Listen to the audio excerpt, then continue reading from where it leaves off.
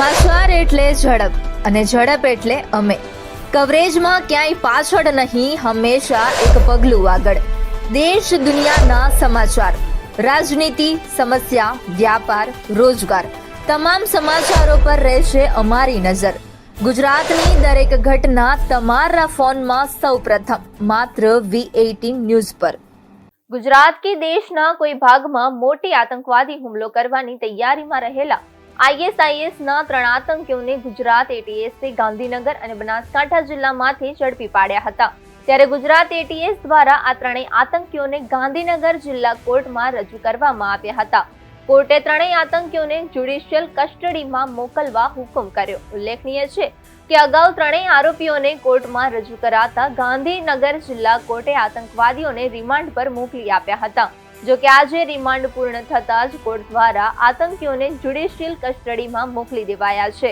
ગુજરાત ATSએ ગાંધીનગર અને બનાસકાંઠા જિલ્લામાંથી 9 નવેમ્બરના રોજ ISISના 3 આતંકીઓને ઝડપી પાડ્યા હતા. ઝડપાયેલા 3 આરોપીઓ પૈકીના એક ડોક્ટર સૈયદ અહેમદનો ખતરનાક ઈરાદો હોવાનો ઘટસ્ફોટ થયો હતો. ચીનમાં તબીબી અભ્યાસ કરનાર ડોક્ટર સૈયદના પાકિસ્તાનના કેટલાક લોકો સાથે સંપર્ક હતા. તે સાઇડ નાઇટથી ખતરનાક ઝેર બનાવી રહ્યો હતો અને મોટું ફંડ એકત્ર કરી રહ્યો હતો. ગુજરાત કે દેશમાં મોટો આતંકી હુમલો કરવાનો તેનો ઈરાદો હતો. હાલ પૂરતું તો ત્રણેય આરોપીઓના રિમાન્ડ પૂર્ણ થયેલા છે.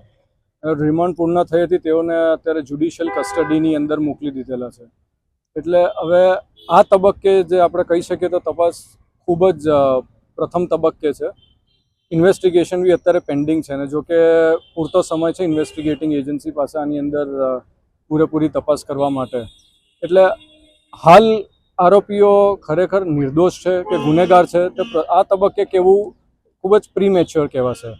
એટલે આની અંદર ચાર્જશીટ ફાઇલ થાય તેની ઉપરથી આપણે અનુમાન લગાડી શકીએ કે તપાસ એજન્સીએ શું પુરાવાઓ એકત્ર કર્યા છે, શું આની અંદર લેપ્સિસ છે તે બધું. કારણ કે અમારા અનુભવ પ્રમાણે ઘણા એવા દેશદ્રોહના ગુનાઓમાં એવું થઈ ચૂકેલું છે અગાઉ કે ઘણી ટાઈમ પ્લાન્ટિંગ ઓફ એવિડન્સના ગ્રાઉન્ડ ઉપર પણ આરોપીઓને નિર્દોષ છોડી મૂકવાના હોય છે.